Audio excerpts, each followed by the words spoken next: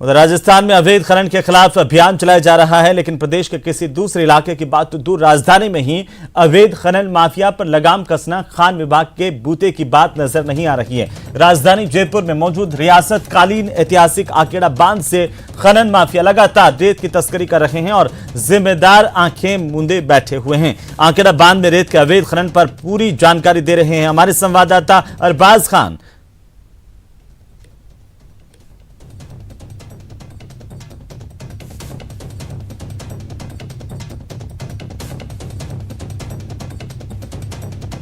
तो सबसे बड़ा सवाल आखिरकार इस तरह से लगाम कब लगेगी अवैध खनन को लेकर के, जिम्मेदार इस पर कार्रवाई क्यों नहीं कर रहे हैं। मौके पर पहुंचे सहयोगी अरबाज अहमद ने तस्वीरों को देखा, लोगों से बातचीत की।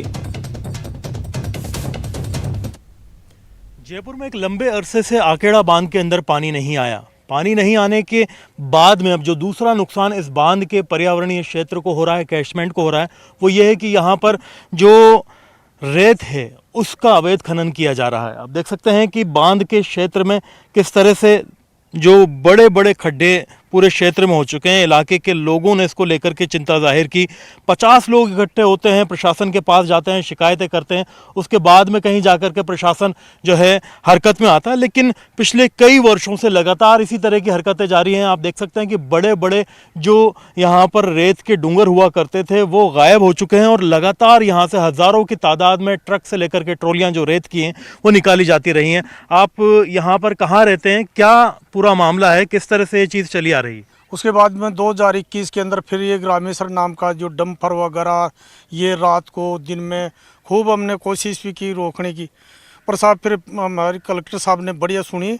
कलेक्टर साहब ने दोनों थानों को अवगत भी कराया, खींच के पाबंद भी किया उनको। जी साहब। उसके बाद में लोगों ने उस कहावत को चरितार्थ किया है कि जिंदा हाथी लाख का और मरा 1.25 लाख का।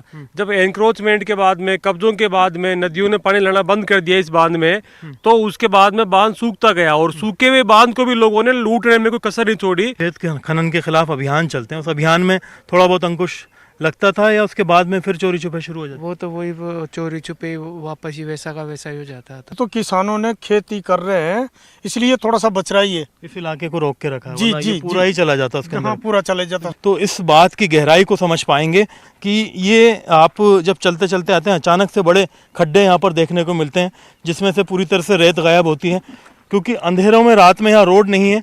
लेकिन बांध के इस पेटे के अंदर आप देखिए कि रेत पूरी तरह से गायब होती जा रही है। कुछ लोग जो यहाँ पर खेती करते हैं उनका कहना है कि हमने खेती के ज़रिए इसको रोका है, रोकने की कोशिश की है और जो माइनिंग के खिलाफ यहाँ पर शिकायत दी गई कलेक्टर को, उसके बाद में कुछ कार्रवाई हुई है। लेकिन जो सैकड़ों हज़ारों ट्रक है लगातार यहाँ से रेत को निकाल रहे हैं और पर्यावरण को नुकसान पहुँचा रहे हैं। उम्मीद की जानी चाहिए जो जिम्मेदार विभाग हैं इन तमाम चीज़ों को देखेंगे, देखने के बाद में संज्ञान लेंगे और जो कार्रवाई है, जिस अभियान की वो बात करते हैं, इस तरह के स्थानों पर जो कि राजधानी जयपुर के अंदर मौजूद हैं वहाँ पर अमल में लाएंगे कार्रवाई और यहाँ पर अवैध खनन को सच्चाई में रोकेंगे। कैमरा पर्सन यासीन के साथ में अरबाज अहमद, न्यूज़ 18 के लिए जयपुर से।